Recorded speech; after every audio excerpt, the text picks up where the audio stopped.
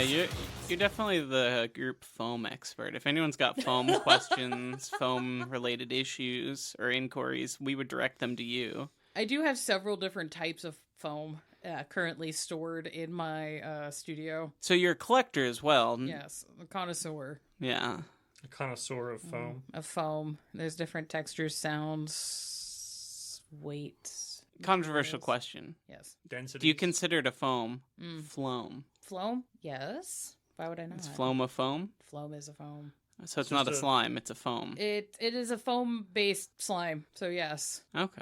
Yeah. Is that how like mousse is kind of a foam? Yeah, it is. It is also a foam. It's an edible foam. It's one of the only foams you can eat. Whipped cream? What about beer foam? Those are also acceptable. Soda foam? I don't know if you can eat Does beer your soda foam. get foam? If you pour it in a cup, wrong. Like if you pour a beer in a cup, wrong. Okay, yeah, that's fair. It foams.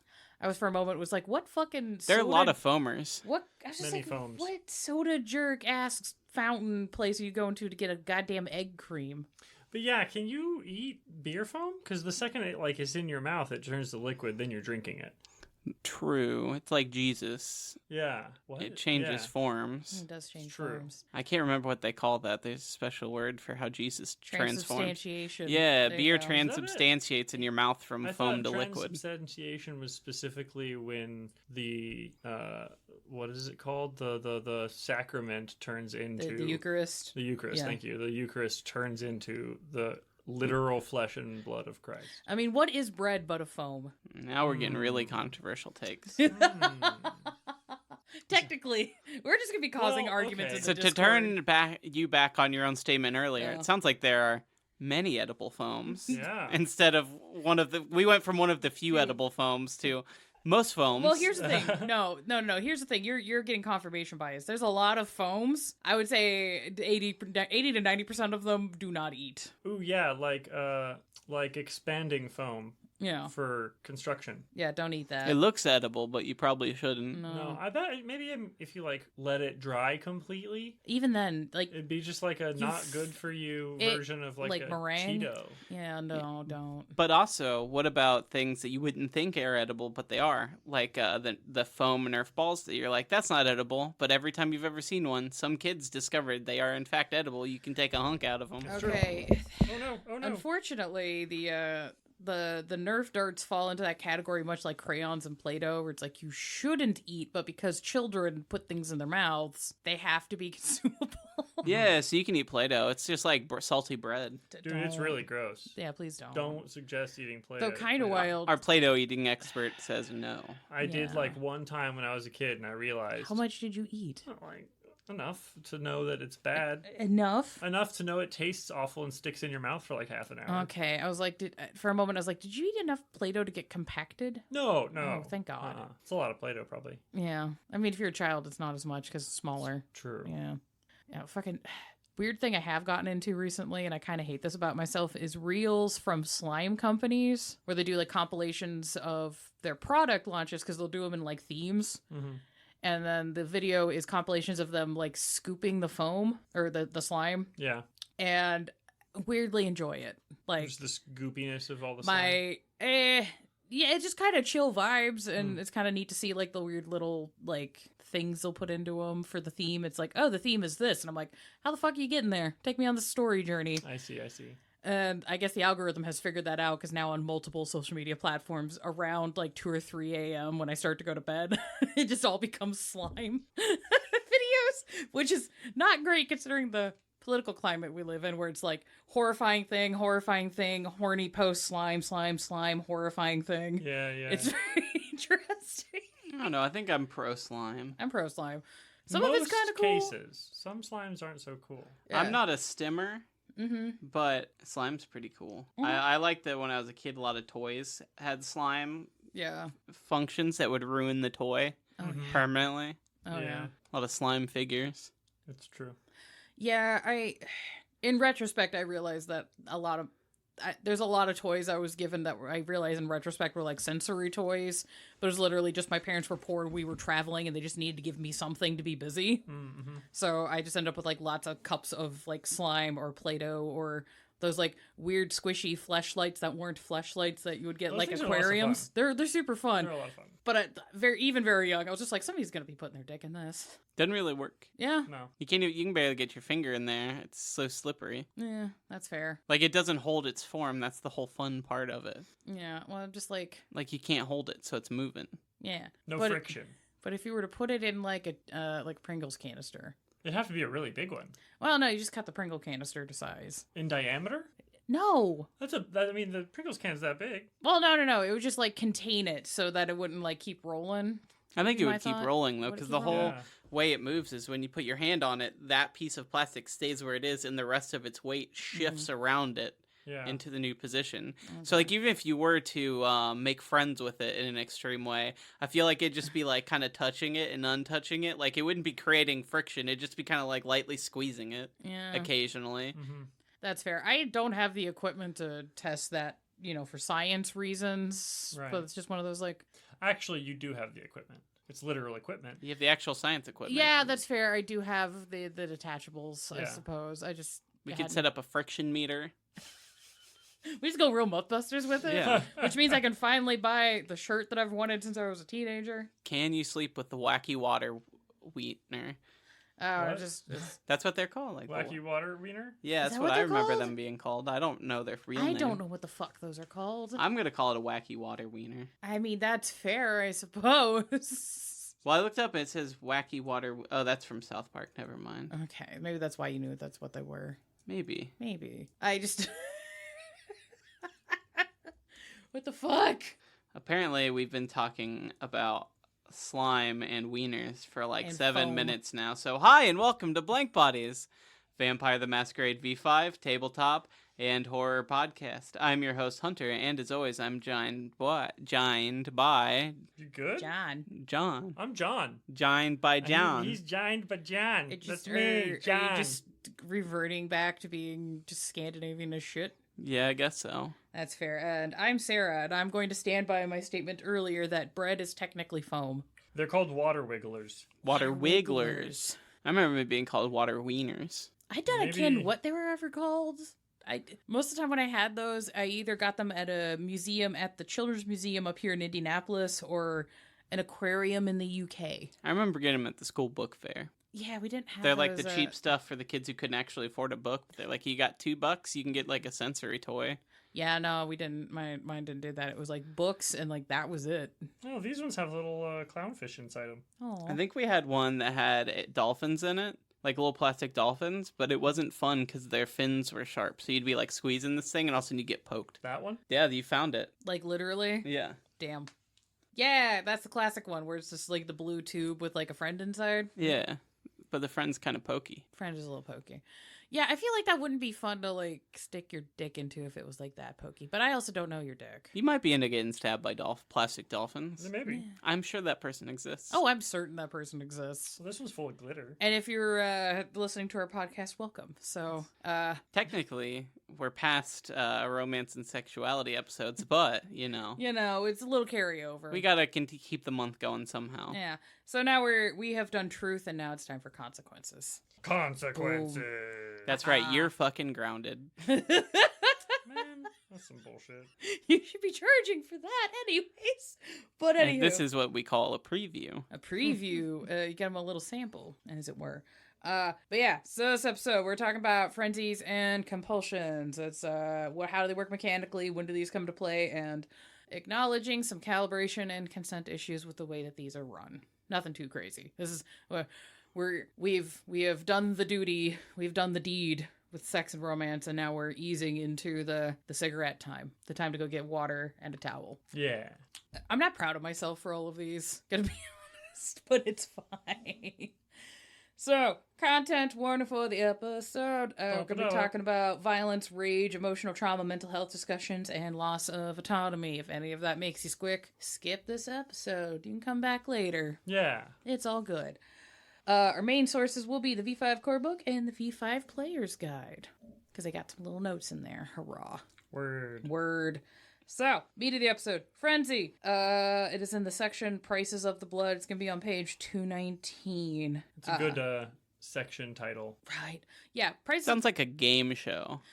Prices of the blood. Is there a wheel? They just bring a person out, and like the vampires have to like guess, and whoever gets closest to how much someone's blood is worth without going over gets the blood. I love that. Tonight we have Jennifer. She's 25 from Seattle. She works at a coffee shop, and in her downtime, she likes to read romance novels. I'd say she's worth one. I'll give 3 minor boons. I give 3 minor boons and a trivial. Hell I yeah. hate myself right now. Though, Damn you. if people want us to play the price of blood, I could fix the corn tub wheel, actually, and we could just make this a thing. But, Yeah, if you want us to judge people on the value of their life yeah. live on stream. Yeah, just we can just Price is Right this. It's fine. Yeah, it's fine. What's the worst that could happen? Someone gets mad. Uh, Someone's gonna get mad. They're gonna get mad a little on me. I'm gonna be in trouble again. So, what is a frenzy? So there is the way we think of the word frenzy, which is a temporary madness, violent mental or emotional agitation, or intense, usually wild and often disorderly, compulsive, or agitated activity. This is from the Merriam-Webster Dictionary because I'm cool and I quote the dictionary. Hell yeah. Good job. People like it when I do this, apparently. But from the core book, frenzies are the ultimate expression of the basest drives of the blood. A frenzy looses the beast without thought or remorse, the predator in full abandon. Damn. So, brass tacks. A frenzy is a state that a vampire enters when their higher mental functions are overridden by an instinct of some sort. It's kind of basically what that is. Just, you become a crazy little dude or dudette. Just little... Go. I'm the trash man. I throw trash all over the ring. This state comes in basically 3 major forms. If for some reason you want to, as a storyteller, make up a 4th one for plot reasons, go for it. The core book lists 3. So the first one we're gonna start one is hunger. Shockingly, vampires are hungry boys. What? What?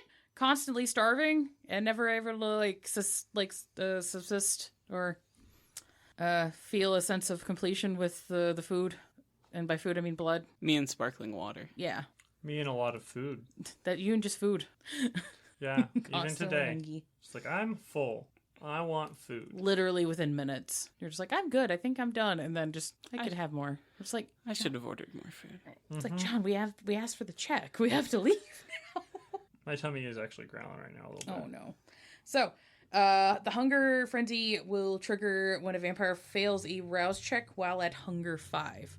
So if you get to hunger 5, you still can't technically do things like use disciplines and all that kind of stuff. But if you fuck up that rouse check, this will happen. This will be bad news bears. The storyteller may enforce further frenzy checks when appropriate. So there are other stages of the hunger where a frenzy check could come into play.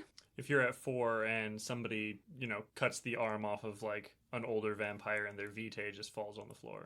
Yeah, you can kind of calibrate for your game how intense you want that theme to come up. There's some people that like it really on hard mode and they'll even kick it in at like hunger 3, but it'll be like at a really small difficulty. Right. The core book does offer suggested rules for resisting hunger at hunger 4 on page 220 if you just kind of want some like editor's baselines. I guess it kind of depends on how much of this trope you want to play up at your game. I know most people are like, vampire, being into eating blood and being a ravenous monster? Cool. I would like this problem to come up more often, so there should be more frenzy tricks for this. And other people are like, I'm more here for different kinds of story, so it's only going to come up in this one specific scenario. And I'm like, that's fine. Right. Calibrate. I think a balance of the two can be good. Yeah. It doesn't have to be every time you're at, hunger 3 and someone bleeds, you roll a frenzy check. But yeah, if you're at hunger 3 and you're in a scene where it's just like a bloodbath, that would make sense. Yeah, or if there's like a lot of action going on or there's a lot of tension that's really high and you just want to crank it up like a little bit more, you can just be like, hey, so who's at hunger 4, guys? Cool, I need you to do that check for me now. Yeah. Like, why? Because the plot demands it. So there's ways you could use it to like crank up the tension on situations if you so desire. But baseline is if you're at Hunger 5 and you need to roll a rouse check and you fail, that will happen. During a hunger frenzy, the vampire will seek blood from the closest human source. That is what the book says. Most of the time I've seen it played out is blood from whatever source, whatever's just the closest, or will be like the path of least resistance. Yeah. So most be it of the animal, time, be it coterie member. yeah, most of the time that would be a human. Mm-hmm. Yeah. Occasionally you're in scenes where it's just you and another PC, and you're like, well, Yeah, I would kind of say human, then animal, then other vampire. yeah, And if like it's a character who has a very strong like I don't drink from people, maybe they can get to an animal instead first if there's one around. maybe, Maybe they attack another party member instead of the human. yeah. That's still bad, but It's still they're still bad. following their moral code to a degree. You could have fun with it. You can have fun with it. Yeah, because that might be you failed the frenzy checks, you're going to frenzy, and it's like, well, you don't believe in, you're a consensualist, and clearly, because of the frenzy, you didn't ask. So you have a moral compunction to not do that, so you could probably, I would say, spend a willpower for a turn to try to force yourself to not, which would give the person maybe a round to get away. Right. I like the idea of spending willpower to either like I spend a willpower to fight it for the turn, or I spend a willpower to get another roll. Yeah, or like redirect. Yeah. Or it's like, hey, you should go for this person because they're the closest, and you're like, can I spend a willpower to like force myself to go to That way. the second choice? Right. I'll have the chicken then. Right. For the Eddie Izzard quote of the day. So the frenzy will end when the hunger is down to 1 or 0. Yeah. So That one I feel definitely talk to people about. yeah, Because getting down to 0, that's intense. that involves killing a guy. Yeah, you gotta kill somebody.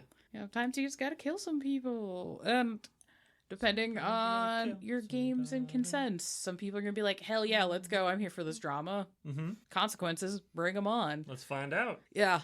And there might be a need to pause, especially in the light of us talking about the sex and romance book, where it's like, oh, well, you're in a situation where this NPC that you've invested a lot of story and plot into doing a romance plot, and you're invested, you're like, well, I don't want to end this because the dice fucked me. And I'm like, okay, I'll let you take it down to Hunger 1 and they're passed out. You don't have to kill them. But some people really like the sadistic stories, so... Yeah. Also, I can't remember, but if you're like low, like Hunger 5, I cannot remember what we said. There is only a certain amount of points you can slake from a single person before they die anyway. Yeah. It's not just going to Hunger 0. Is it 2 or 3? Yes, the average person has 5 points of hunger. Oh, they do? It's 5. Okay. So if we're following basic human anatomy, because it's left kind of up to interpretation. So you could go to 1 out of 5 on someone and still technically be alive. If you want to run the game like that, yeah. It's part of the reason why when we did the blood episodes, check that shit out, and feeding scenes. I'm like, if you want to run the system of average person is 5 points, and if average person dies when they've lost half of their blood volume, Then it would be like 2 or 3 you maybe. could take like 2 hunger and it's fine, but they're definitely gonna like need a nap and a snack, and then 3 is where it's like Danger zone. danger zone, and then 4 is like they're probably gonna die, most likely, like unless they get immediate attention, and then 5 is like, yeah, they're dead, they're dry. they're empty. But because it's left a little narratively open, you could, as a storyteller, say that blood volume, the 0 to 5, is to that half blood volume as a person. And so therefore, if you go from Hunger 5 to Hunger 1, they're just unconscious. If you want, you can fudge it like that. I know there's a lot of discourse in the TTRPG community about not liking DMs fudging things behind the screens and yada. But guess what? Here's a secret. Here's a secret. You wouldn't know unless we fucking told you. Yeah, I think it's an interesting concept in the terms of talking about like consent and having players that are like, hey, I built my character to do a fuckload of damage, and if you're just arbitrarily changing the hit dice or the HP of the monster, then it's like, then why the fuck did I spend the time building this character? And I'm like, yeah, that's fair. I can understand that. Same with the DM though. If Yeah. they built this like boss, and you're like, aha, I can nuke him. I just one shot him. Yeah. Like, oh, okay, great. I wasted my Yeah. time building this fight. I was watching a video yesterday that was talking about like D&D monks, but they're talking about how they get a power at level 17 that it's like a willpower save, I think, and if they fail, they just die.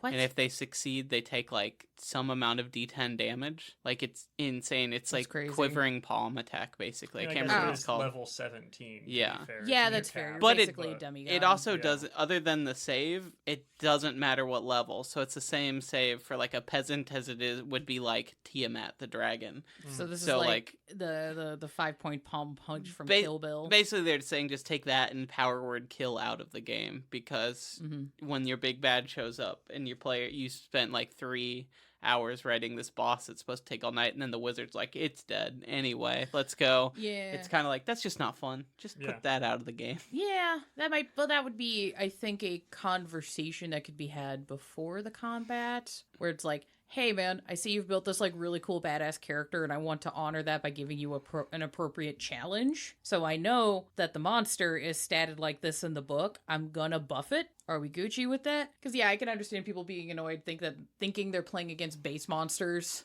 and then suddenly it's like not. It's like I can understand that annoyance.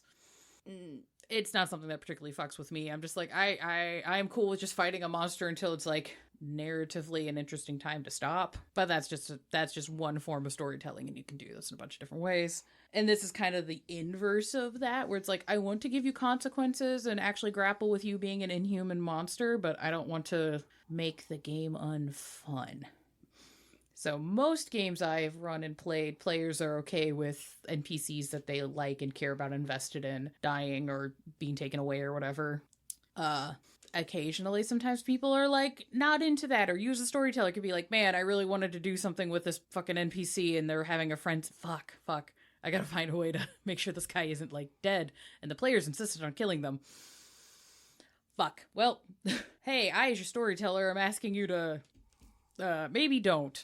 I think the real session zero question there is for D&D or Vampire, whatever, is are you more interested in a story, and do you trust me to make choices that are going to be narratively interesting, or do you want to play a combat puzzle simulation style game where it doesn't matter how invested you're in this character, if the dice rolls bad, they're going to die. Yeah. If the dice from this monster crits twice, your character's dead. That's just what happens. Doesn't matter if it's narratively interesting that you died in the first encounter. That's how we're playing, so that's what happens. Yeah. That's really the conversation that needs to be had there, I think. Yeah. To not overcomplicate things. You really just need to ask, do you want story?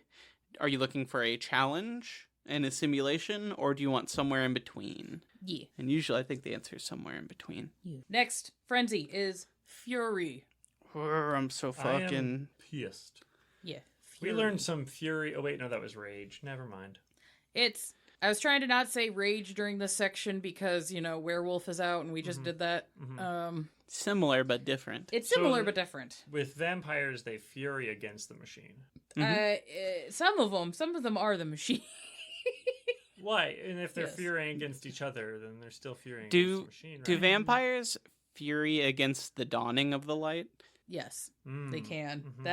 That actually would be a terror frenzy, and we'll get to that in a moment. Okay. Okay, so Fury frenzies will trigger when a vampire is sufficiently insulted, humiliated, or pushed into aggression. The core book is a table of suggested frenzy checks with difficulties on page 220 if you want to check that out. So, yeah, I know we all joke like, vampires being catty bitches, da-da-da-da-da. But it's like, yeah, you can girl boss into the sun, and by that I mean you insult somebody too many times, and then they go, okay, I'm taking my earrings off. Yep. I am biting off my press-ons, and you're just like, oh, I fucked up. You fuck around too much, and then Sometimes that's the goal, though. that's true. Sometimes that is the goal for social maneuverings, and sometimes people call you a bleach blonde, bad-built butch body.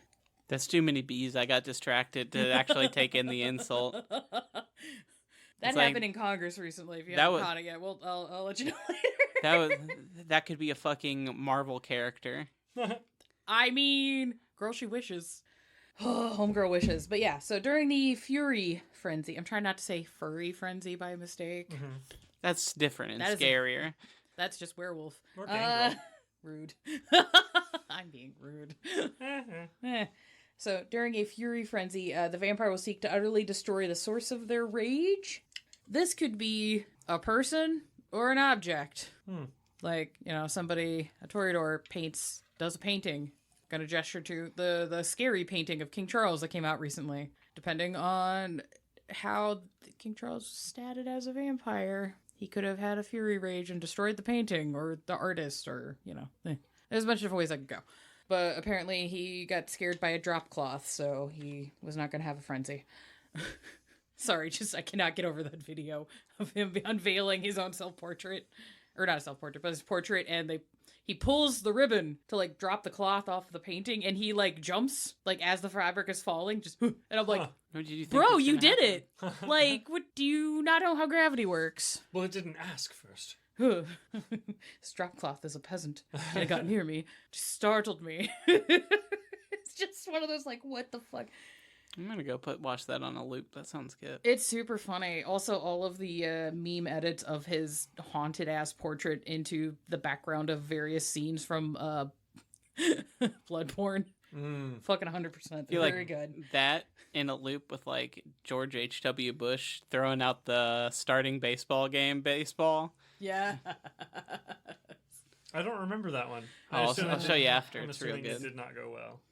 No, Georgie did a lot of things very wrong. Yeah. Baseball was not the first. No. He did own a baseball team though. George fucking loved baseball. It's because he's a real American. Real America. Just go into the bathtub and paint your feet, Georgie. Anywho. I don't want to get paint on my feet. That'd be a mess. I guess somebody in the bathtub I could clean up, but Oh my gosh. Make Anyways, sure it's water soluble. The fury frenzy will end with a successful willpower check difficulty 3 after destroying said target. So destroys the painting, fails the check, destroys the artist, fails the check, kills the maid that was in the room. Mm-hmm. Yeah, basically, if the check fails, the vampire will continue to frenzy and will seek out other targets to search and destroy. Is this just other things that have pissed them off in the past? Is it just like, I'm bringing up every single grudge that I have? Or it could be that. It could be just you're next. Okay. Yeah, just kind of play it by ear. I kind of, both, it's scary, but also kind of hysterical to think of one that is specifically like, I'm going to go hunt down the person that, made me mad last. So they kill the person that caused the frenzy. Mm-hmm. And you're like hanging out in the hallway in the other room, and this dude just kicks in the door and is like, I'm gonna kill him! And just sprints down the hallway. It's just like, okay. Can you stop him? I guess not. I would assume in a frenzy, your target wouldn't be like, I'm gonna kill that guy a mile away. But it might be. I'm saying that guy might be down the hall. Yeah. Technically, you could do that if you really wanted to. Humans do that kind of thing. Yeah. Because there's people that have been angry, and then it just, instead of the explosion, it's just like a hot simmer, and it just sits there until they go do the thing, and then it explodes again. Yeah. Yeah, there's people have done so many fucked up things when angry, so yeah, I'd allow it. Mechanically, that I would almost have to have that be a suggestion from the player and not not just like, unless everyone's cool with it, just be like, all right, well, I'm derailing the game while one character goes uptown to like beat up a cashier that was rude to them earlier today. Yeah. Well, destroy. But yeah, then you could get that. That's a moment for the coterie to try to intervene, and then it's a bonding moment when they get the shit kicked out of them. Exactly. Yeah, because when I say destroy, this also includes people. So mortals ripped in half, vampire fights. God forbid you have a fury frenzy out of werewolf. That would be super funny. Depending. Because, you're just like, oh yeah, most werewolf fights, like, you're just going to get snapped in two. And I'm like, but what if? Yeah. What if they're post-Krynos and you don't know? Oh, no. You're like, I'm tired. You're like, rah! And they're just like, God damn it. It's like, I haven't even had a Snickers yet. Fuck. So, yeah, this could lead to a lot of... if they lost the wolf. Mm-hmm. They lost the wolf, yeah. Just overall, Fury Frenzy is a quick way to lead to a lot of complications very quickly. Yeah. So what I'm hearing is if your party mate frenzies and it's not stopping, it's steak time for a little while. It might be steak time. It might be time to put your friend down for a nap. Yeah, and when they say destroy, that is open interpretation enough. It could be to final death, could be to torpor, could be to Fight Club where they just like ruined his face. Right. Just... So they're not moving. Yeah. If you were being fury frenzied, you could roll a persuasion or a performance check to pretend you're just fucking dead. And destroy could also just mean like you just could pull a Kendrick and just socially destroy them. Could you do that in a fury though? I don't think you could come up with like beats and like bars like that, but kind of I was meaning more like doing a social combat. I guess if it's like a frenzy where like your beast takes over, would it still be like would you still be like able to be in control enough, or would another vampire who you're coming from be like, it's very clear you're like in a frenzy / fury and this is very funny to me, so I don't take what you're saying seriously? I would say it depends, because there's been actual times where people in a rage have screamed out like very hurtful things. Yeah. Truthful or not. And so I might, storyteller, allow that if somebody wanted to go that route where they're just like, I'm so fucking mad. It's like, I want to beat the shit out of this person. I would destroy them more thoroughly if I just let loose this dark secret about them that I know in front of people, or like shame them in a way that would like ruin them. You might almost want to tie that to their humanity too. Like, if you're like Humanity 4, you're probably just gonna fucking kill someone. Yeah. Get it over with. But if you're like Humanity 9, it's like, I'm so mad, I'm gonna go be mean. I would say also, like, because it's the beast taking control, I would say it would have to be, like, they're not going to be eloquent insults. They're not going to be, like, poetry. It's going to be, like, you know, I saw you Diablerize that guy. Yeah. And that's fucking it. Because beyond that, it's the beast, and the beast is fight and kill and maim and all that. Yeah, I just wanted to make sure that people understood that, because of the way it's worded, I'm like, you can kind of open this up to a little bit of interpretation, because destroy could be emotional damage too. If you really just want to, you know, you don't necessarily have to beat them into torpor, but while you're beating the shit out of them, you could also scream about how you fucked their dad. Right. Do enough willpower damage to send them into a frenzy. Yeah, there's several ways to destroy people, both physically and psychically. Part of me feels like if that is true, which I like it being true, but part of me feels if that were true, then you would very rarely see Toreadors be getting in like fights when they're with their frenzy. But I feel like when they get frenzy, you do turn into like cat fight slap kind of thing. Oh, like full Dallas? Yeah. Like open palm slap fights in a fountain. Right. Shoulder pads askew. And it's like, okay, we're not insulting each other anymore. We're fighting. Yeah. And that's kind of what you think of when you think of Fury Frenzy in my head. Oh yeah, I've seen some messy breakups where people got into like physical altercations, but the more devastating things were the very pointed truths that were screamed during, and that caused more quote unquote of the destruction really than the actual fight. So yeah, so I just wanted to throw that out there for like people that make characters. They're like, well, I'm not really good at fighting. I'm like, girl, you don't have to be, depending on how you play this. If you're wanting to cause maximum damage, which is what you're going to be doing when you're frenzying. So I guess the question there is, how do you tell when they are destroyed to move on to the next target? Well, physically, that's real easy, usually. Right. Well, that's what I'm saying, is if you're doing social combat there, how do you tell? You throw until they go into frenzy, and then you can move on to the next person, or... Possibly. That's just going to lead to, like, 20 vampires going into frenzy in a room. Yeah, it depends. I would say it kind of depends. Yeah. To kind of pull an example from a game I played in, somebody had... They had a compulsion, which we'll talk about later, but I think this might work for this, where they blew up at my character ad Elysium in front of everybody, and then also, like, stripped them of a court position, and then, like, stormed out. So that might be considered like destroying things because like I and that character had put in a lot of effort to get to that court position and everything. So it's like I sacrificed and worked and did a lot of things to get this thing, and you just ripped it from me in front of everyone. Right. And that is definitely thoroughly they destroyed. Yeah. But that's going to be situational. A prince doing that. Yeah, it was. Not your buddy next to you who's pissed at, Yeah, so that might be a play it by ear thing. Mm-hmm. I was just kind of throwing It's a cool idea. Yeah. It's a cool idea. Yeah. I would say for me at least, I like the idea of it being a very, very rare kind of thing. Mm-hmm. Or like Hunter said, people who have incredibly high humanity are able to kind of pull that off because their beast is so weak. Yeah. Then instead they're able to pull out that hate the way you walk. Yes. Also, as an ST, I wouldn't want to make a dice roll so bad that they're losing like multiple humanity dots. No. For how expensive they are, which would be a lot worse when someone of a high level frenzies and someone of a low or level humanity frenzies. Like you could like tank yourself like 3 dots in a bad frenzy, even at humanity 9 if you weren't. Why would you be losing humanity? If you're killing the wrong people, if you're yeah. destroying like that's fair. touchstones or that's fair. Sorry, I was still stuck in Dallas slap fight mode brain-wise. No, I'm so sorry. That's why I'm saying I think that might be better for a high humanity vampire. Because, like, you're alone with your touchstone. Well, not only did you kill someone, which was against you, where your humanity was, you destroyed your touchstone. So you're taking stains there, too. Like, then you've got all their regret rolls and stuff. Like, you could go pretty low pretty quick from a single... Yeah, which, if you want to play that game, cool. That's rad as fuck. That could be a cool story. There just might be some routes for people like, okay, we're trying to like dial this back a bit, maybe, or you can just go full ham.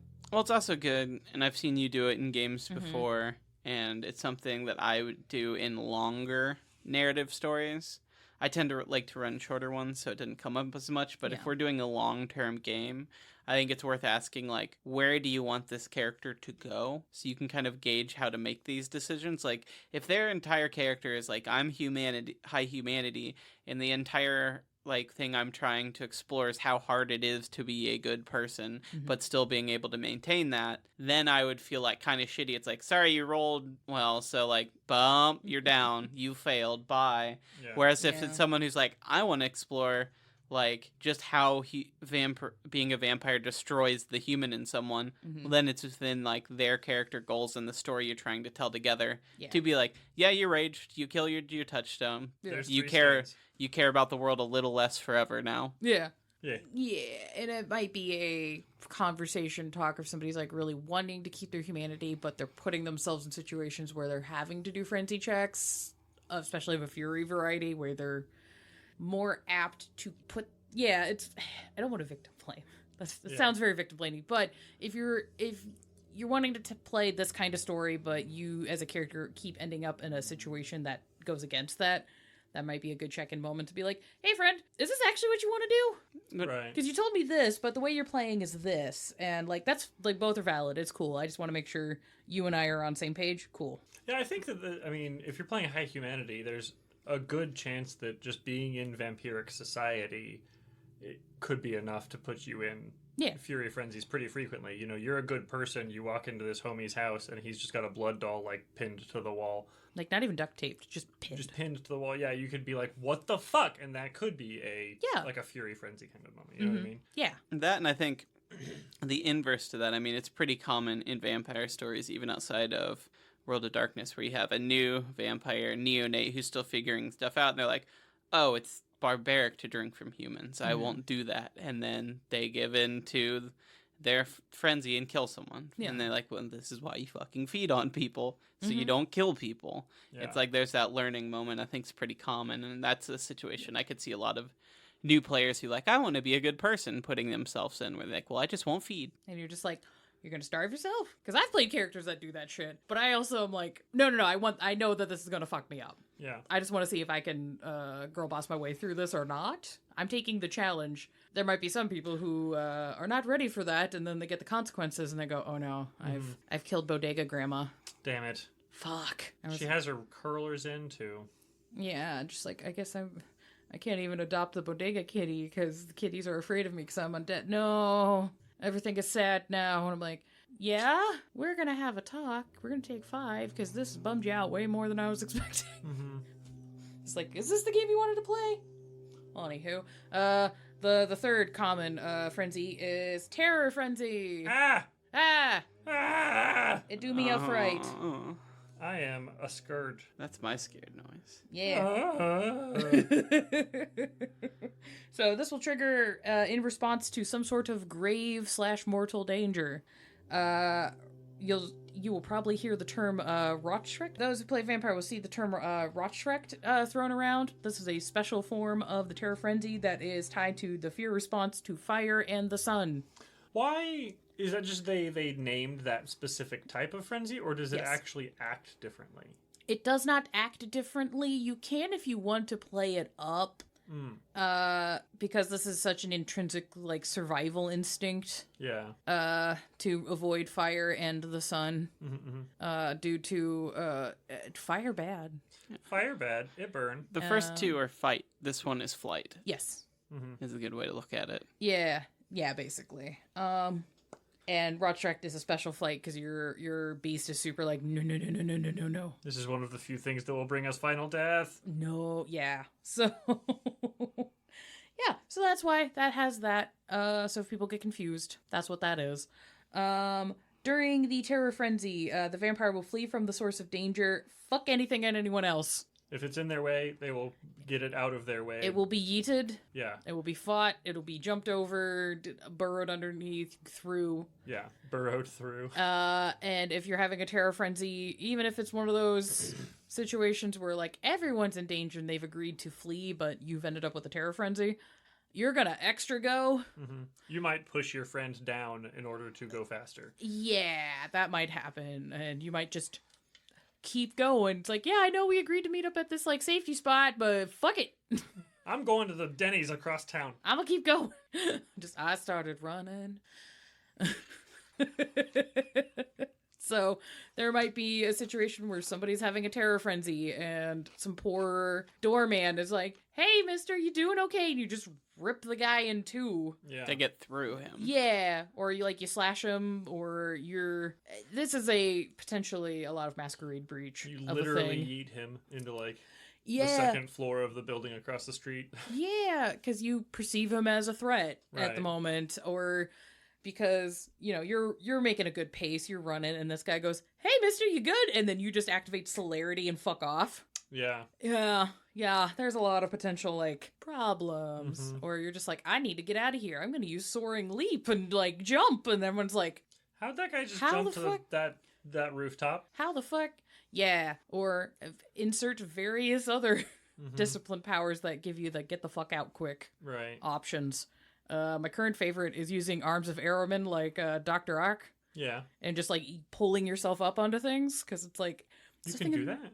Okay, well, here's the thing. I in a game was looking at a situation where I had to go up very quickly, and the way the rules are written, it says that the tentacles are able to exert a physical force on objects, and I argued, if I can push away or pull towards me, could I not pull myself up? Because I'm technically still not moving per the rules for Arms of Aramon. So if I'm just vibing and I'm literally doing nothing else, could the arms just pull me up this staircase like Doc Ock? And that storyteller said yes, and I went, that's fucking cool. Yeah. So I will continue to argue, hey guys, you could do this if you wanted. That's a ask your DMs. That is an ask your ST 'cause situation. I think the way it's written is they come from Shadow. They're not actually attached to you at all. So I was that would be the argument there. This is can you justify you having enough shadow on you to Yeah. do this? And I went, yes. And they're like, okay. It was one of those, we went over the logistics, and they're like, 1, that's kind of badass. 2, Oh yeah, it's badass. it's badass. For rule of cool, do it. Yeah. But if It's you're trying to follow rules as writ, I don't know. Yeah, I was just this is not a particularly well-lit stairwell, is it? And he's like, nah, no. I was like, okay, cool. Can I do this? And he's like, It's a cool idea. it's a cool idea, and I don't see technically why not. So sure, just don't abuse this, please. And I went, I think this might, and so far that's been the only time I've used it. I like to try and find fun ways to use disciplines outside of the way they're written. Because I'm just why would I not? So, yeah, that might be a case where Elisama is fleeing, and they just Doc Ock themselves somewhere, and I'm like, people are gonna notice that. Or shadow step. Yeah, there's tons of ways Terror You Frenzy just could shadow become a step plot into problem. the doorman's shadow. Yeah, outside of everybody thinking you're a pussy. Yeah. Well, depending on the situation, though, I'd be like, yeah, the building was on fire. Of course, I get it. Yeah, like, we're not mad. And then other times they're just like, it was just Jerry. Like, why did you flee? Like, it's just Jerry. Yeah, sure, he walks around with bottles of Everclear, but, like, he can't get drunk anymore. Like, why does it matter? He just is an enthusiast for kerosene. It's fine. Don't worry about it. So, yeah. A terror frenzy will end when the vampire has quote-unquote successfully fled the danger, or the scene ends. Okay. So, fled the danger, like, got out of the burning building. That could be one. Or, you know, if another kindred is terrifying to them and particularly dangerous and they flee, or there's a werewolf, or... You made it to your coffin where the sun can't get you. Yeah! Like, you know, or there's like a hunter with true faith. Yeah, there's tons of reasons why you just go, oh, fuck. Yeah. Yeah. It's just you get away from it. I was using burning buildings to say you have successfully exited the burning building. Your terror frenzy is over. Yeah. Okay. And You successfully left the room with the scary guy in it. yeah. Your terror frenzy is over. We're playing paranoia and you're successfully hidden in a closet. Right. Yeah, that kind of shit. The core book also offers sample difficulties for exposure to fire and sunlight on page 220 if you want to gauge the intensity of, like, how much fire should be causing a problem. Because, you know, there's that problem where people are like, vampires are afraid of fire, but they're always constantly smoking cigarettes. And I'm like, yeah, that's fun to fuck with. My thought is, like, young vampire, because Beast is still new, they're not used to it at all. Totally could frenzy over like a candle or a lighter or something like that. But like the way I've always kind of thought about it is it should be enough fire that it could actually harm the vampire. So I'm like, couple of candles, what the fuck ever. Right. A bonfire, not cool. Don't like it. Really, any sort of open flame like that, even just like a campfire, could be pushing it. I always kind of imagined also with, like, age, it's something a vampire would get better at being around. Age and exposure, because you could argue younger vampire because more attached to humanity, less fucked about it. Yeah. Older vampire should flip the fuck out, but also older vampire, fire was only source of light. Yeah. So... Like, they had to have candles to see for 90% of them. Yeah, to maintain masquerade, they had to have hearths to warm the house. Like...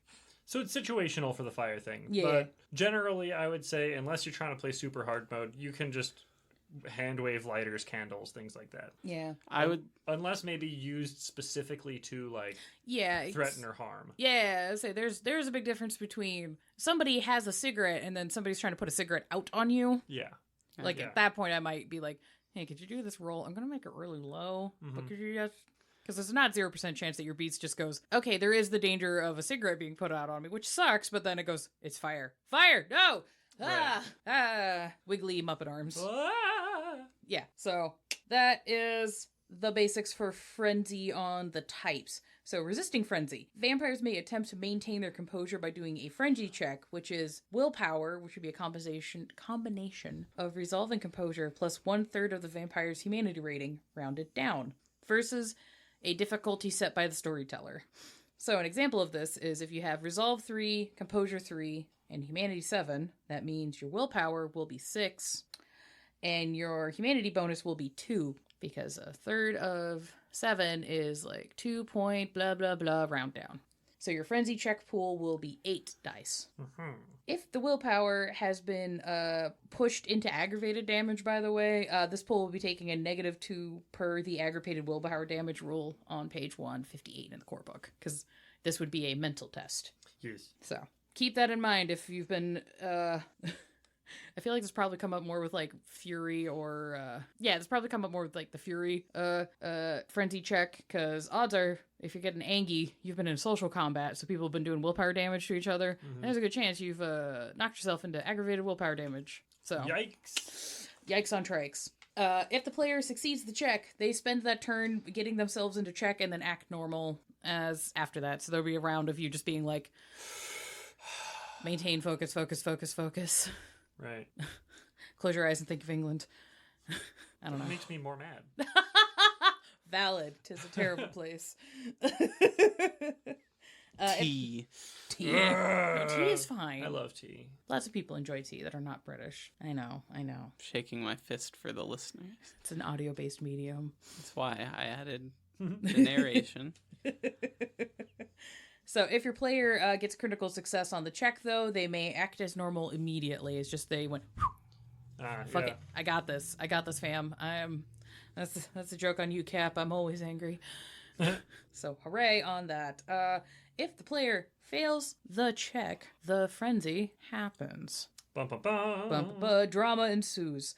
The player may spend 1 superficial willpower per turn to resist the frenzy for that turn. Okay, cool. So you can, if it's a super dramatic thing and you're like, no, I can't hurt this human for reasons, moral, plot, strategic. They're like, I don't give a fuck about this person, but Jerry gives so many fucks about this person, and I don't want to deal with Jerry. He will burn down my haven if I let this person. And then I'll have another frenzy. It'll be a frenzy sandwich, and I cannot do this. So I will be spending superficial willpower, which can get you into ag really quick, depending on how many rounds this situation goes on for. I like the idea that it's Benny resisting a terror frenzy. Oh, Benny. He does that a lot. Yep. He's just nervous. He's just scared of everything. He's a nervous guy. I mean, he does a lot of shady deals and then just has anxiety he literally can't take medication for. So just like, buddy. Could he give the anxiety or the medication to someone else and then drink their blood? Okay, so here's the thing. I've argued with this with people for about a fucking year now. No. Yes, but it would fucking kill the human. Probably. Yeah, because okay, here's the fucking.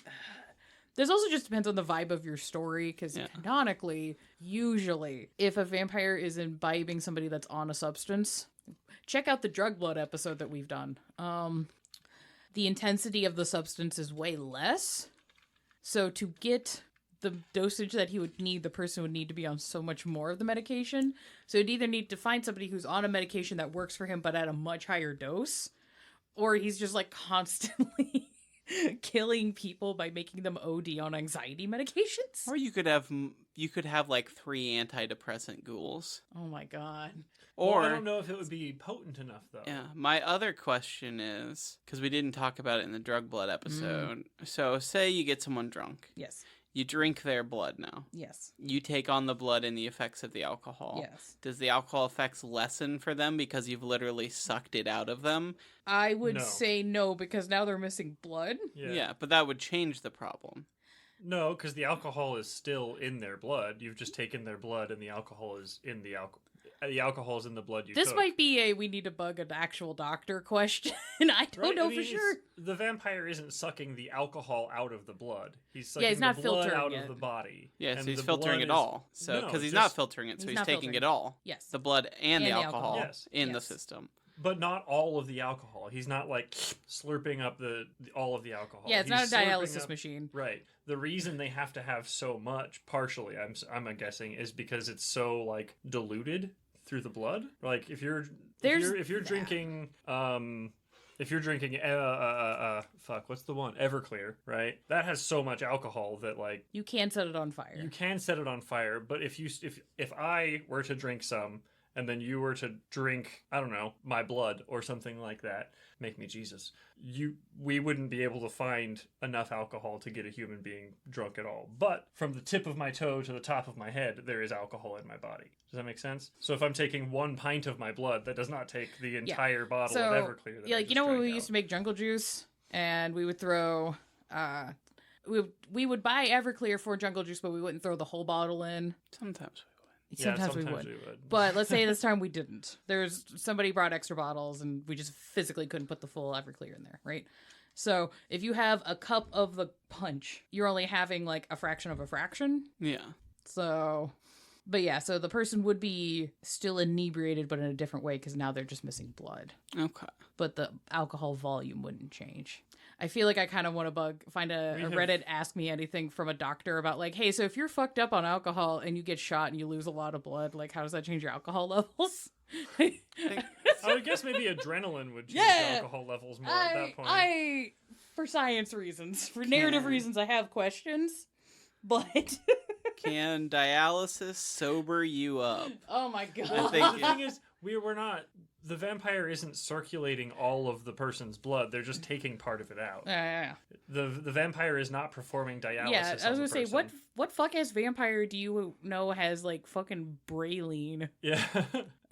They're filtering all the blood and putting it back in and only taking a port. Like, what the fuck ass? I'm confused. I'm scared there's gonna be now like a humpback whale-esque vampire with like Braylene teeth that somebody's gonna put together for us. Because that's kind of horrifying. Nosferatu. I mean, that would be a great Nosferatu. Where's Amitzi? Okay, so what a quick Google is telling me from RX Ask Science Yes. is that they would not get completely sober. Mm-hmm. And this is from a transfusion standpoint. So Okay. they would be more. You would get sober, because there is a lot of alcohol in your blood, and most of what is absorbed by the rest of your body would slowly return to the blood, but it'd be slow enough where you'd be a lot more sober to begin with. Okay. That's for a transfusion. So essentially, you would have the effects of losing blood, but you would be less overall drunk because your body had already absorbed the alcohol. You had been intoxicated. You removed some of that alcohol. You would be less drunk. You would just then have whatever the effects of the blood were and some of the alcohol, but much less. Okay. I think that makes sense. You'd be. I'm totally confused. Oh, it's okay. Yeah, it's. Patrons. Not all alcohol that you drink intoxicates you. Some is absorbed into tissues and other Yeah. parts of your body. Yeah. Right. And that's the part that mostly sticks around when you drink it. That's why you get drunk so quickly. Because a lot of what's left in your body, what doesn't go into your alk stream immediately gets absorbed and is processed in other ways. Yes. So if it's taken out with the blood, while some will slowly leach back into your blood, you would have less intoxicating alcohol in your system. Like overall. But so you wouldn't be as drunk. But you would have all the effects of lost blood. So when they would have the intoxication of being drunk on by a vampire, which I think we're forgetting too. So it would definitely transmute the intoxication they're going through to a very different place. But they would still be intoxicated in a way. They would be over. Oh, go ahead. So I could have a vampire suck on me, and then I could pass a breathalyzer?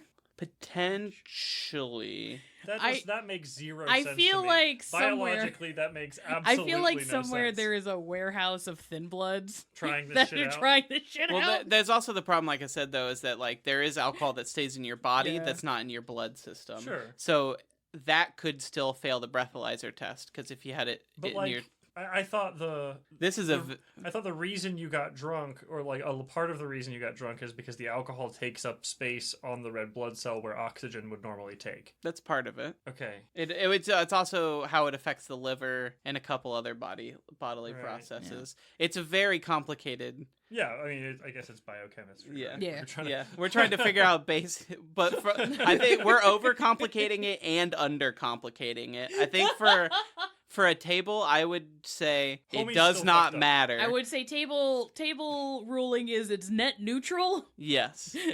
Net 'Cause- neutral, if not worse, because now they're missing blood, They're depending missing on how blood. much they drink. And there's also the after effects of the kiss. Yeah, it's a whole thing. Give them some juice, is what I'm saying. Give him some juice. You might get a humanity vampire point if you give your gives victim you- some juice and a cookie. Yeah, I was gonna Yeah. say vampire gives you a cookie. Some I was- saltines. If a vampire gives you a cookie, he's going to want some blood for it.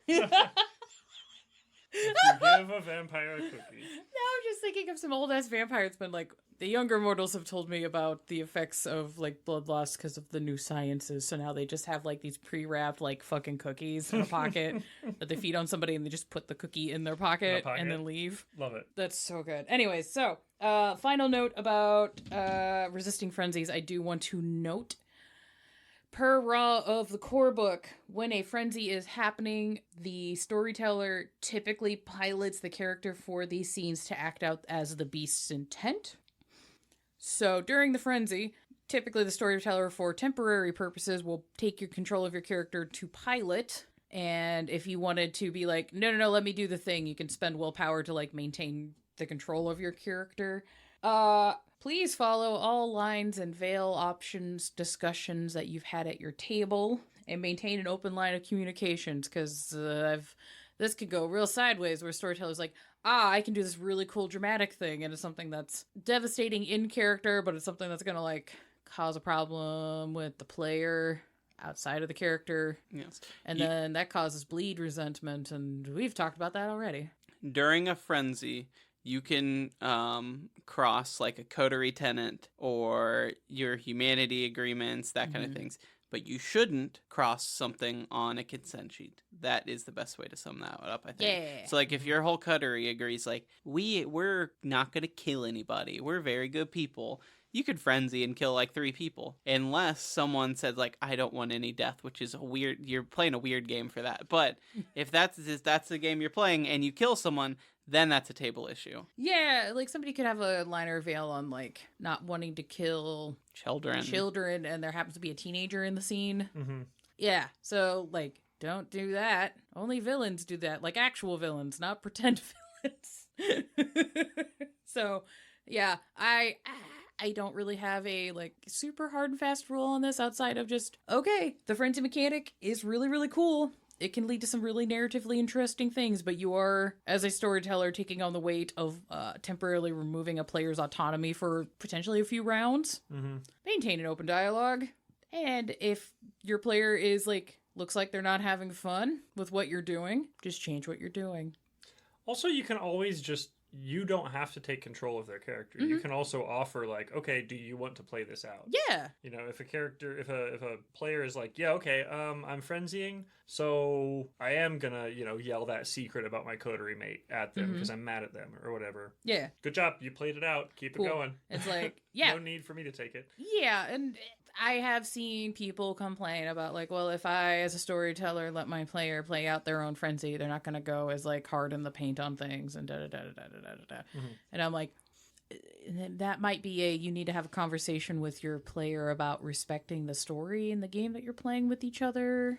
I mean, I feel like that can be done literally in the moment. Yes. Somebody could be like, okay, well, I'm gonna tell Sarah over here that I hate her shirt. You're like, that's not really a frenzy though, man. That's like kind of a weak insult, actually. I've told my real friends like that in a nice tone before. Exactly. So why don't we try going a little bit further than that? What else about her outfit today sucks? That could be a start. Yeah. I hate your shirt. I hate your hair. I hate, Exactly. you just, it's like, all right, keep going until you spill that secret. Yeah. Mm-hmm. I hate the way you smell. I hate the way you look. And also I hate what you did to Greg. And then it's like, everyone's like, wait. Oh, what? Yeah. What'd you do to Greg? Exactly. Yeah. And that makes it really good too. Yeah, so because it builds up. Mm-hmm. Yeah. You can pivot somebody not going into the hard or into the difficult terrain of like having to shoot themselves in the foot. And you're like, okay, that's a good start. A little bit more. Just this maybe. This is a frenzy. Remember, we want to be at 11. Yeah. No. We also talked about this a little bit in our werewolf month last when we were going over their rage. But they kind of have the opposite mechanic of this, where you're expected to play out your rage, but you can opt to let the ST just do it for you. I do think it's interesting that they're flipped for the 2 games, where it's like... there's also, I think werewolves have rage more often. Yeah, so it's way easier for them to happen because it's a bigger flaw for them. That vampires have more flaws, werewolves have bigger ones. That's the way how I would describe that. Yeah. So that's partially that makes sense, but I do also just think it's interesting dichotomy there. Yeah. Where it's like for some people they may not be comfortable, so werewolf you're allowed to opt out of it, whereas vampire it's like, all right, you can spend points to opt into doing this. Yeah.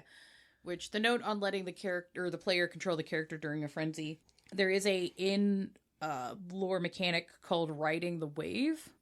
So I'd want to make sure that if you're letting the character pilot this, that you're differentiating between, hey, we're just going to be cool and I'm letting you do this, versus you are riding the wave and using this mechanic. Because the way this thing works is the vampire may also elect to let the beast do the frenzy, and essentially you and your beast are co-piloting a frenzy. Okay. So you're like, okay, buddy, I see what's going on. I'm going to yes and my darker side. Let's go. We're going to be best friends. Right. So it's like if you're in a room with a bunch of people and you're touchstone, you could ride the wave and be like, all right, I'm going to kill everyone but them until I calm down. Yeah, so the player, when you're doing Ride the Wave, will act out the frenzy. Please follow the lines and veils and keep open lines of communication. So, so this will let the player have a lot more autonomy and space to kind of pivot how the frenzy's going to go, like mechanically, and they don't have to spend the willpower points to avoid harming a particular person, place, or thing. Mm-hmm. I mean, they should still be harming things. Yeah, they need to cause fuck ups. They are still frenzying. They need to flee. They need to. It's one of those. Yeah. It's more. It's less control and more direct. Yeah.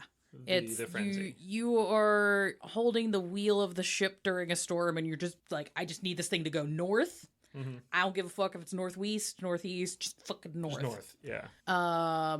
Yeah, so this is partially why I tend to prefer the mechanic of letting the storyteller borrow the character for just like a couple of rounds, or at least the start of a frenzy, just to let the player kind of feel more of the weight of what's happening, because frenzies don't happen quite as often as you think they're going to. Yeah. It can, depending on the game you're playing, obviously, but because these are infrequent, this is definitely a trust exercise, and make sure, because you are taking away player autonomy, that everybody is cool with things.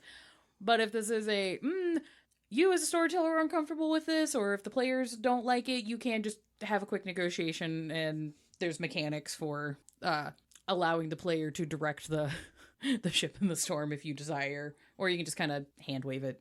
But at least there is a system set up for if you just are like, okay, buddy, we're gonna do the meme of the hands clasping from Predator, and we're gonna do this together. Let's go. Let's destroy my life. Or run away from the fire, or however that's gonna work. Mm-hmm. So, golden rule. If it's not serving your purposes, just fucking change it. It's fine. Yeah. But at least there is mechanic raw set up for if you don't want to take away players' autonomy, you can just be like, hey, so would you prefer to ride the wave on this and you do this, or am I good to snag your guy for a little bit? So that's frenzies in a nutshell. Now we have compulsions, the other side of things. So a compulsion outside of game is an irresistible, persistent impulse to perform an act, per the Merriam-Webster. In terms of vampire, the hunger subtly urges a vampire into actions dictated by their blood, sometimes even instilling traits hailing from their clan's founder. These insidious urges compel behavior that feels utterly natural. The vampire may never realize they were influenced, per the core book on page 208. So, compulsions. These are fun. Compulsions boil down to these are urges that come to the surface when a player rolls a bestial failure. And potentially other offerings from the storytellers from messy crits. I like to offer compulsions as an alternative if you get a messy crit. Yeah. Because I don't like to do the, oh, you got a messy crit, you have to have this thing. I kind of like to monkey's paw it a little bit. Where I'm like, okay, you can either gain a hunger or you can have this other thing. Mm-hmm. Or it's like, hey, you can take a compulsion or you can take the mystery box. Right. I found that a little bit more fun because then players sit there and they're just like, oh my god, which one of these is worse? Which one of these is worse? Yeah, I guess I'll take the extra hunger. Or and sometimes they go, oh man, that compulsion is going to be awful. Let's do the compulsion. Yeah, no, some people really are just like, this would be really sick right now though. Yeah. It's fun when you get players that like to hurt themselves narratively. So yeah, there is that. So compulsions come in a few different states. So the first one we're going to talk about is the hunger compulsion. Oh my god. Vampires are hungry boys. Oh my god. Oh my god. What? So, during a hunger compulsion, the vampire desires to slake hunger. Shocking. This can shift the tone of a scene to extortion, violence, seduction, even just pathetic begging. You can have fun with this. Please, can I have a bite? Please go with me to this other room. I really need you to go to the second location with me. So, yeah, basically, any action taken not towards the goal of feeding is done at a -2 to the pool. So 2 dice, yoink. Okay. So, the compulsion will end once at least one hunger is slaked. So, this can be a particularly quick compulsion. This could just be a grating nightmare, depending on the scene you're in. Yeah, that sounds awful. Yeah, just being like, yeah, if you're not actively trying to do something that will lead you towards a feeding, get fucked. Mm-hmm. And the way it's written, it's not when the scene ends. It's when one hunger is... Yeah, it's when one hunger is slaked. So whenever the fuck that happens. So, unfortunately, depending on your story beats, this could be a minute. This could be a hot time. A hot long time of you just being like, I need the thing. I need to do the thing. And, you can highlight different aspects of your character. Where you're just like, oh yeah, I am a serious businessman, gangster, badass, but because of your predator type being... whatever you chose, that can just float to the surface, and depending on what you chose, this could be very funny. At least for me, because God, just Man, give me some blood, See? Or it's like, oh yeah, you're doing like a cool business scene, and then you have the hunger compulsion, and then but you're an extortionist, and now now you're like abusing and blackmailing your client. Right, trying to get blood. Yeah, that whole thing. I'm sorry, just the line still of just or pathetic begging because that was in the book. It's like, yeah, you could do like the tone shifts, and now it's like a seduction scene, or it's a violent scene where you beat the shit out of somebody and take their blood, or it's just a, oh my god, please. Please, please, please, may I have a crumb of blood? Yeah. Can I just smell it, please? Just let me see your arm. Ugh. Yeah, it's just... Also question. Yes. It may not be narratively satisfying of a choice, but since you can go into a hunger compulsion from a messy crit, is it possible to do it from like a 1 hunger to where it's like you have to drink someone dead to get that point for this to end? That might be something I as a storyteller go, hey. Do you want to do this? Are you sure? Yeah. Are you the player sure you want to do this? Because this means the compulsion's not going to go away until either you force your hunger to go up and then you make it go back down 1, or you kill a guy. You just activate like a low-level power over it. You just blink back and forth in a room until you're hungry. You just keep blushing. Yes. And Using then blush snack. of life over and over and over again to, all right, cool, I'm hungry. I'm hungrier. Which is hilarious. You're like, I have a hunger compulsion. Let me make myself more hungry. It's like, it's equivalent of like, you've already eaten, but you're still kind of hungry, and you're just kind of like staring at your fridge with the door open going, I have all this food, but like, I don't want any of it. And then you leave, and then you come back, and you're like, I can go for a sandwich. I do need a popsicle. You're just staring After at a full each other. meal. Why are you attacking me so viciously? I I wasn't don't trying to. understand. I wasn't trying to specifically. I'm sorry. So the next compulsion is harm, not ham. Harm. I think that Don't harm a probably, ham. I think getting the ham is causing harm to the ham. That's true. Making ham will resolve your compulsion. So, and next. I think harm is already done because there is ham. Mm-hmm. Mm-hmm.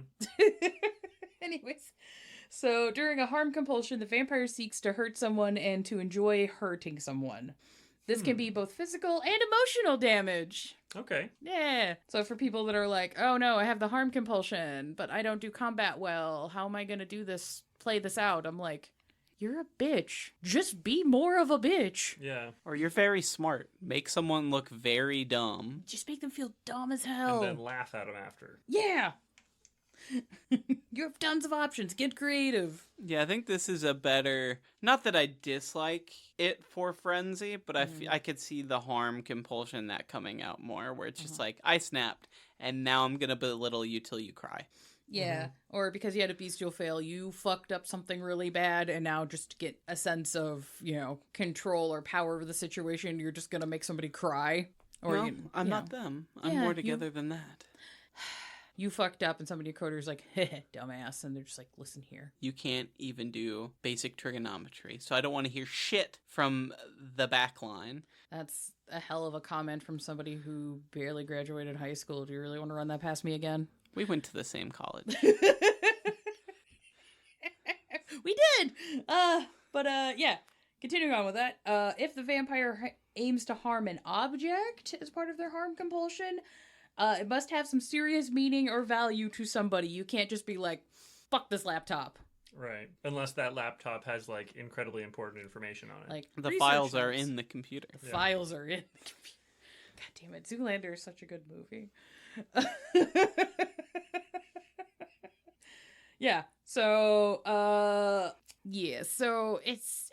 And the thing that you're harming during the harm compulsion, funnily enough, can be yourself. So you can destroy something that you care about a lot. Or self-harm, which, you know, that might be a line and veil thing. So, you know, there's a difference between, like, I fucked myself over, where it's like, I feel a need, I have to destroy something. And it's like, hi, my girlfriend, we're breaking up, click. Like, there's that, and then there's, you know, various other forms of self-harm that we're not going to delve into now, so, but, you know. You could also lampshade that a little bit with just being... that could be a fade to black. That could be a fade to black or be very dramatic. Like, I am going to exit the room by jumping through that glass pane. It's like, you did some damage to yourself. You're not outwardly self-harming in a typical way that might upset people. And it's like, and they left. Yeah, or, you could go full Kyle and just punch a brick wall. Yeah, break a knuckle or something. That would totally work. Yeah. So, yeah. So for this compulsion, any action not taken towards the goal of hurting someone or something of value will be at a -2. The compulsion ends once the perceived object or person is destroyed, incapacitated, or driven away. So taking a harm compulsion out on yourself doesn't work quite as well unless it was like a social thing. Well, it's destroyed. Like if I'm like I'm mad, rage or home compulsion, I have to destroy a thing. I'll punch a wall. That's more than bust a knuckle. That's like your hand is mush. You've done an ag to your hand. Yeah, basically it would be I've done an ag to myself, and now I am like vacating the social situation that would be benefiting me. So I'm like, I would count that. I wouldn't just be like, I punched the wall, it's over. I'm like, the wall's not that important to anyone. It's not emotionally valuable. And you're a vampire, so breaking a knuckle is literally nothing. But you've broken the social decorum by causing a scene like that, and then you left, which is now removing yourself from being able to network.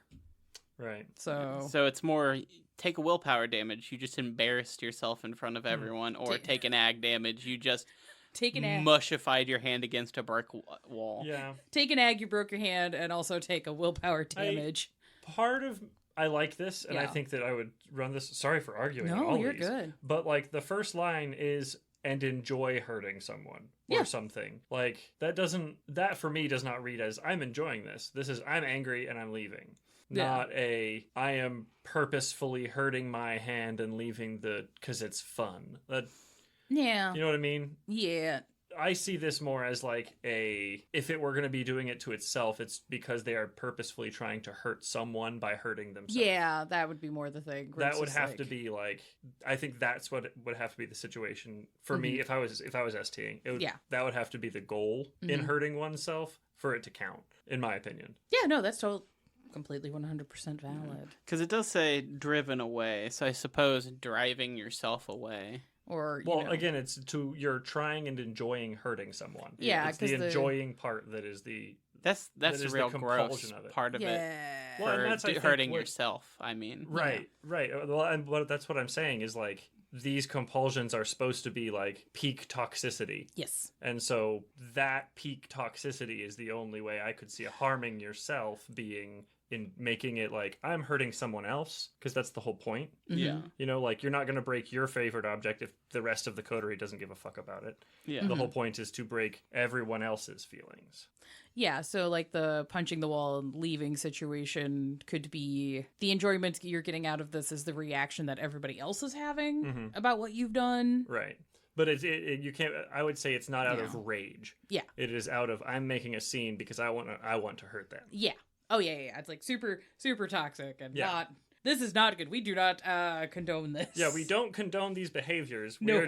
These are the extremes that these compulsions probably would be going. Yeah. So you have your classic bullying. Yeah. And classic, I'm going to shove you in a vampire locker, which I guess is just a coffin.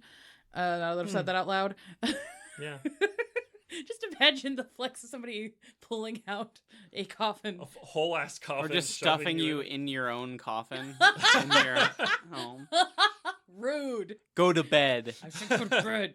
And then just sitting on top of it. Yes. Nails it shut. Oh, no. Yes. That's so funny. All right, the next one. Dominance. The vampire will wish to not only be on top, but to gloat and revel in it, reign over the weak, and topple the mighty.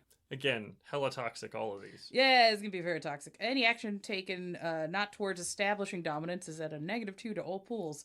Teamwork and help actions are not allowed.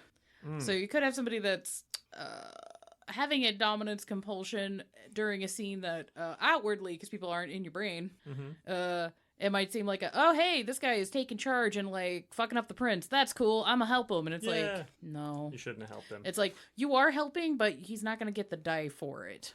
Because he's got the compulsion. So he has to do this on his own. And this, in fact, might actually make that player character lash out at you because you're interrupting the cool thing they're doing. Right. Because I'm the boss. And it's like, are you, though? I shouldn't have said that. Fuck. Now he's going to put me in the locker / coffin. Man. Fuck.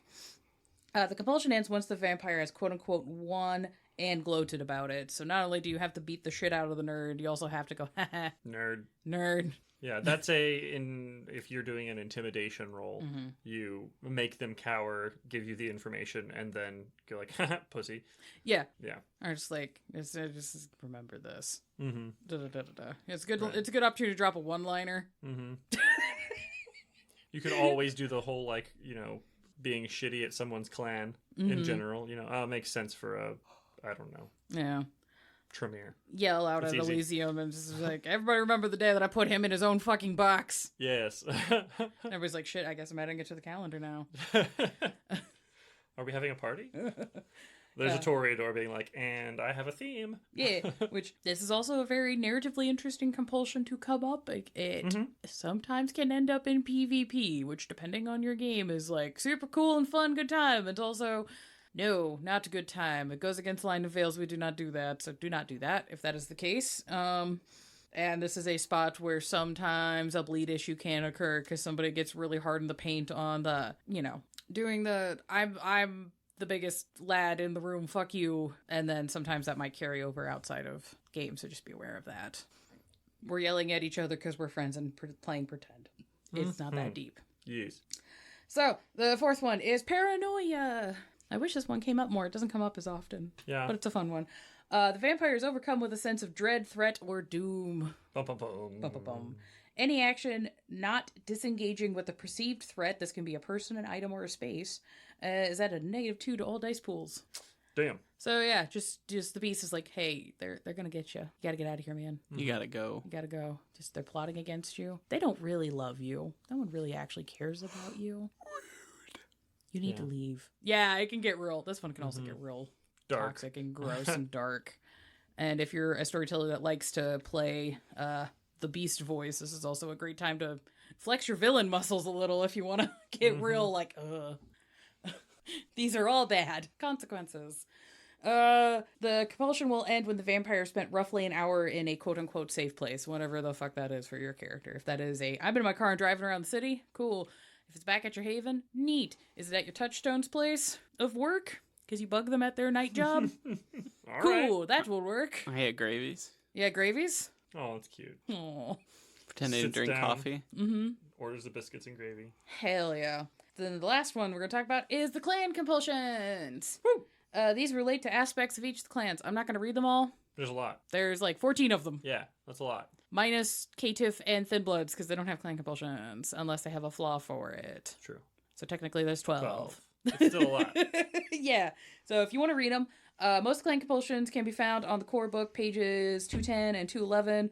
The clans that don't exist in the core book, thankfully their clan compulsions are in the section with the clan. Mm-hmm. All together. Which, low-key, I kind of wish it was how the core book was laid out, but it's fine. Yeah. I don't mind that they're all on the same page. Like, I get it. Having a page dedicated to that, so it's Yes. a quick reference, would be cool. But if I'm looking at, like, building a Toreador and I want to be like, okay, well, what am I getting into? Yeah. Having to find that table Yeah, is more it's- annoying than just being like, oh, it's right here under Toreador. It's a weird problem to fix editorially in the book. I don't have a good answer for that outside of putting the compulsions with the clans and then having a storyteller page where just all of the charts are, like on Yeah. the storyteller screen. Put That's out a kinda cool. quick reference book or a screen with those on the quick reference. Yeah. Or quick reference sheet. So there is that for the clan compulsions. Clan compulsions are super fun to play out. I enjoy it. It highlights cool, like, little cultural differences between them and da-da-da-da. And sometimes the clan compulsions, while they make sense, are things that won't completely make sense for the character that you're playing. Because, yeah, some of them you're just, like, some of them will be a vibe, and then some of them you're just like, man, Urbana Hakim friend suddenly gave a fuck about justice. Like, really hard. Since when? Like, I mean, yeah, he's kind of a cunt and, like, is making comments about everybody, but doesn't really do anything about it. And then all of a sudden, Justice! I am Batman. all right, Frank, chill. Jesus. Call everybody Hakeem Frank Castle and I just love see it. how that goes. So, fun little extra thing I did notice in the player's guide, though, about compulsions that I thought was kind of neat. I don't know if either of you guys would want to read this little quote. A mortal character who has fallen to humanity 3 or less, the player and storyteller should agree upon a compulsion that represents the character's slide into selfishness. This compulsion can be a pre-existing one or an original expression, but the result is the same. Whenever the player attempts an action that yields a total failure, the compulsion comes to the fore. Yeah. So per the Oh yeah, that's the player guide 150. Sorry. Yeah. So in the player's guide, there's a section called the cast-offs where mortal characters and thin bloods and K-Duffs and all that kind of characters live. Mhm. So if you go to the mortal schools and humanity box in the mortal section on page 150, it suggests that mortal characters have a humanity tracker, but it's more to keep track of their ethical core and sense of self as opposed to like a humanity rating, because you're still essentially a human, so you can't lose humanity because you are essentially it. Yeah. You are him. Yeah. You are the human. You are she. You are the human. Yeah. So if these characters become vampires, the tracker will reset to represent the shift into what humanity means for that character. Oh, okay. So if you're playing a mortal character or like just a guy, At Humanity 2. yeah, and you just fuck around so much that you get to Humanity 2 as a human, and then some vampire goes, I like that guy. His moxie, I'm on it. I'm gonna embrace him. That just gets reset to 7, and you just have standard vampire humanity. Huh, interesting. Okay. And I was just like, oh, that's neat. That's really cool. Which also means there should be a fucking humanity tracker on Hunter. Yeah. So Yeah, if fucking ghouls get a humanity tracker, hunters should probably have a humanity track. yeah. And it's for people that from previous editions are like, why don't I get to play out derangements? I'm like, that's kind of what compulsions are a little bit. Yeah. So giving humanity trackers, and if you fuck around enough that it gets low enough that you start having compulsions, it's kind of akin to the derangements from the previous edition. Or you could just role play that. Or, yeah, you could just do it. There's nothing stopping you. But there's a little mechanical note that I think's interesting, so that was a cool little thing to find. I enjoyed that. As somebody who's like, I love Vampire the Masquerade. What do you like to play, Sarah? Humans and ghouls a lot. That's a fun extra step for you. So, go ahead. A human hits humanity 0. Oh, no. I think they just become a slasher. Yeah, they would just be my become a rule. serial killer, I guess, because slashers aren't really Yeah, in fifth head, but I think if you come to Humanity 0 as a mortal character, I'm still taking your shit. someone's writing a true crime episode about you eventually, probably. You're getting a Absolutely. Netflix special, my guy. Oh, Womp womp. the worst punishment possible, being on Netflix. Could you imagine? Ugh. I mean, No. if they paid me. Yeah. Even if they did, depending on what the project is, I would That's definitely true. turn it down. That's true. I've got standards. Would you go on Love is Blind? God, no. What about for $2 million? No. $5 million. They're not paying that. They are not That's paying for that. sure. I'm just saying. Let's Oh, throwing out some hypotheticals. numbers here. Yeah. 5 mil. 1 season of Love is Blind. But I bet you go on like the Lego show that's like Great British Bake Off, but you have to build Legos. Okay, that would be fun. Well, that's Okay. a fun one. That I would was a even fun go. one. I wouldn't be upset about going on the British Bake Off. I would lose. I'm pretty good at I baking. can't bake. I Yeah. make weird desserts out of protein powder that I think most other people would be disgusted by, but I get brownies that are high in protein, and I've I'm had them. happy. They're pretty delightful. Thank you. Yeah. Thank you for making the not peanut butter ones for me. I haven't made peanut butter once yet. I'm going to now, though. I thought you did before, and you said you didn't for me specifically. Mm, Or am I remembering wrong? I didn't make a smoothie with the peanut butter powder when you're over, because I know That's- if it gets aerosolized, it causes you to break out. Yeah. Sorry to give away your Banes. my clan bean of peanut. No, it's okay. It's aerosolize isn't too bad. Because when we worked at the smoothie place, I know you'd get real bad breakout. Well, that's when because we had it was because the one time that happened, I had peanut butter on my glove. And after I'd finished, I didn't realize there was peanut butter on my glove, and I adjusted my bra strap. So it got on your skin. Yeah, so it was like on the underside of my bra strap for hours, and I didn't realize, and it was just like rubbing, and then it was all over my chest and like up into my neck, and just it was bad.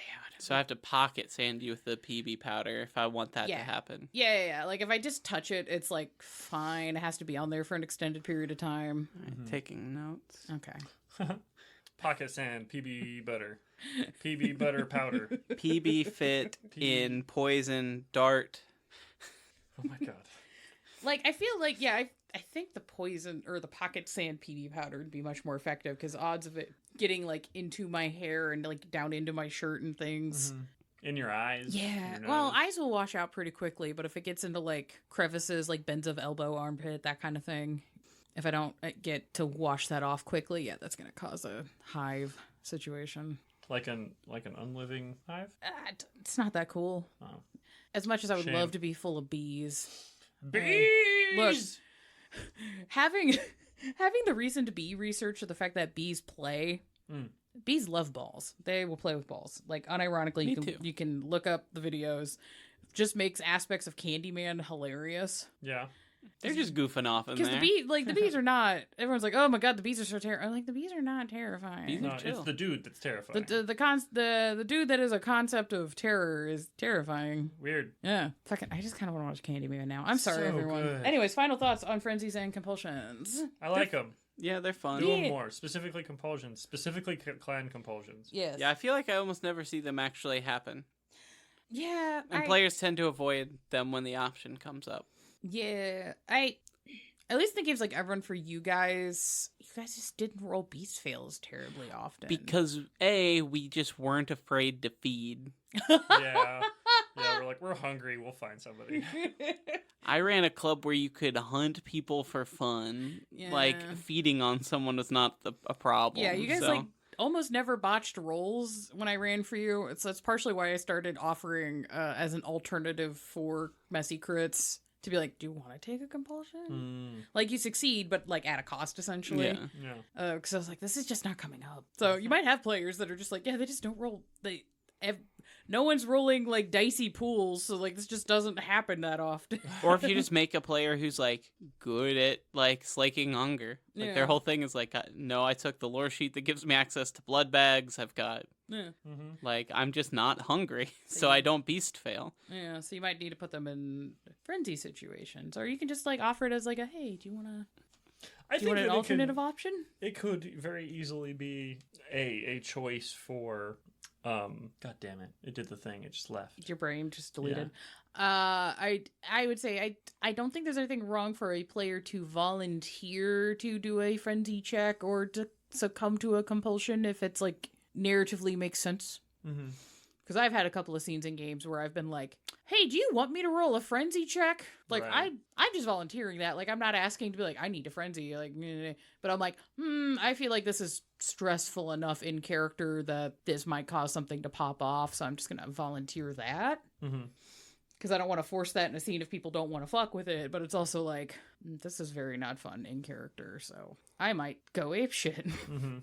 And I think that, like, using the compulsions as, like, in a similar way, you know, I'm in a room with people that I know don't like me very much, and I have to put a huge speech on. I'm really fucking nervous. Roll willpower for me. If you fail it, you might get paranoia a little bit. Yeah.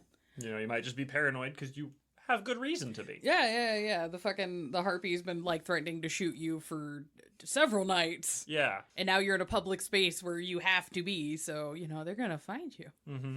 I might throw that out as a, hey, player, do you want to have this happen? Right. I might give you an extra XP at the end of session if you do it well. You know, options. Right. Yeah, rewarding XP for good roleplay tends to get people to roleplay well. Yeah, then other players might be like, oh, I might want to explore this part of the game. Hey, later on, there's a scene that happens where I got really big mad. Could I succumb to a harm compulsion? I'm like, sure, buddy. Fuck I them like up. that you're experimenting with it. Let's Yeah. go. So, yeah, those are things you can do if you feel like this isn't coming up and it's something folks want to engage with. But I feel especially if you're doing games where you're getting into high emotions, not necessarily has to be romance, but romance is part of that. Mm-hmm. Some of these things might just come up as consequences. That's true. So, woo! Woo! Whoa! We're halfway there. We finished fuck month. Oh yeah. Woo! We're done. We're done. Thank God, no more fuck. I doubt it's a vampire show. It's a vampire game. And we know what clan's coming up next. Yup. They fucked. It's fuck month is over, but the horny time has not ended. Unfortunately, But for do they us. fuck for good? Or evil? We will Do find they out. fuck for good or evil? Is God. do the snake snack. A lot of them are snacks. That is true. They purposefully end up Yes. being snacks. That's, when you're trying to entice people to commit sin, Yeah. having a good package tends to help with that. Yeah, that's true. Anywho, thank you, Paralyze, for the tunes. Oh yeah. Ba-da-ba-da. Check them out on Bandcamp. Give them some dollar dues. It's linked at the bottom of every episode. I don't know if they're doing tours or shows anytime soon. No, Houseplant and some other bands. I know I've mentioned World I Hate on here before. And that one's pretty dope. I think he's in another new band, but Oh, sick. I need to double check, so I will shout that out if I see that. Hell yeah. But if you want to check us out on social medias, we do have an Instagram at Blank Bodies Pod. And then we also exist on TikTok at Blank Bodies Podcast. Fuck the government. Yeah. We're going to keep using the dumb clock app until we can't. Until they take it away from us. We technically have a Twitter. If you want to follow it, cool. We don't I don't really know how to use use it. Does it even auto-post anything? No, I don't think anyone's posted in like a year. Yeah, so Twitter is there literally for links to get to us on other platforms. Yeah, I think I deleted it off my phone. So Okay. I think that is... But most importantly, if you want to get to us anywhere, just go to www.blankbodies.com. It'll bring you to a tree of links. We're working on our own boutique little website, but until then, we've got a link tree set up. It'll take you to anywhere you want to go. All the podcasts where we're hosted on, our social media sites, and our Patreon, Yes. because we have a Patreon. If you want to support us, we appreciate that. The dollar dues have helped us up the quality of our equipment and the show, and we're actually using it to invest in a merch line. Yeah. Are we going to talk about it a little bit? Yeah, people have wanted some shirts, so we are going to be setting up in the next week or two. We've got to figure out how we want to do pre-orders, but we have a couple shirts. We're going to do regular black, our logo shirts, and for Gen Con, we are going to do some special bleach shirts. Those are going to be available for pickup at Gen Con once the pre-order goes up, and we're looking into mailing. We can definitely do continental United States. International touch base, we'll figure it out. Yes. Yes. But yeah, so the bleach dye Blank Bodies Gen Con shirts will be done by us. You're getting a little piece of art from us, which will be delightful. And we are also working on our beloved Thaumatussi logo that Sam from the listeners did for us based on a joke I made ages ago. That will also be on the pre-orders. We're going to be donating $5 of each of the proceeds from that shirt to UNRWA, which is the refugee support group for Palestinians. So Hell yeah. get a meme shirt that is going to be for a good cause. Yay! Huzzah! There's potentially also looks into maybe more stickers. We're kind of working on that. Yeah, we have some stickers. Well, if you get a shirt, we might throw a sticker in there. Might throw a sticker in But there. we're gonna look into getting like a sticker pack set up and some stuff like that down the road if people are interested. We're kind of testing our feet with these shirts, so Yes. keep an eye out.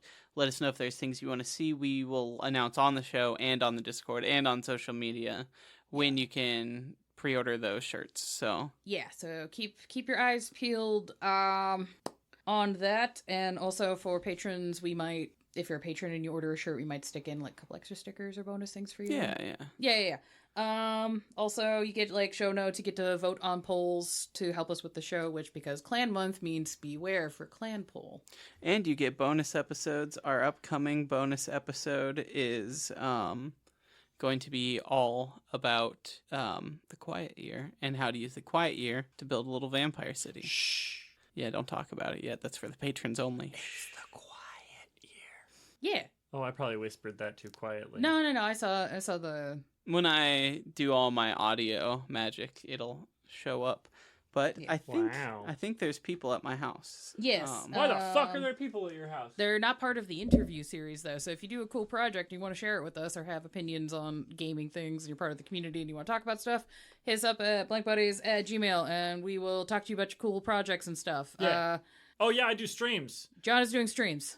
I do streams. They're Sundays at 5 o'clock. They're not very regular right now because I'm still trying to figure out how to time it in my day because I'm bad at time management. But they exist. Yes, there are streams on the Sundays.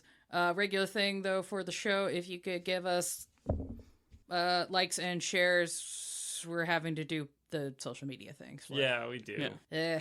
So what we're saying is, go to your friend's phone, have them unlock their phone, go to their Spotify, and then Apple like Music, all of our episodes. Hover, YouTube. Yeah, whatever thing they do, and just like all of our episodes. Leave our episodes playing on a loop on every device you can find. Go to your local library, turn the audio down, press play, move to the next computer, Honestly, turn the volume down, not against press that. play.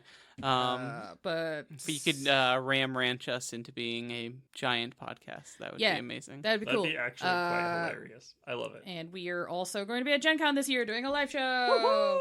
By the time this episode comes out, the catalog is open for people to get tickets. So if you're going to be at Gen Con, come see us. Get your ticks. Get your ticks. There will be... I will give you ticks. Please don't. That's actually going to Not make like people that. not come. Oh. Yeah. Tickets. Tickets. Oh. Get your tickets. We won't let you in if you present us with ticks. No, No. I will tell you to leave. I do not like ticks. Yeah, no. But come to the event. We would like to see your faces, and we're working on some goodies for people who show up to the panel. Oh. Oh, good. E. Goodie. Oh. All right. All right. Goodbye. See ya. Goodbye, everybody. Mwah. That was so low energy. You really did not want to do that. That was the opposite of a compulsion. Oh my god.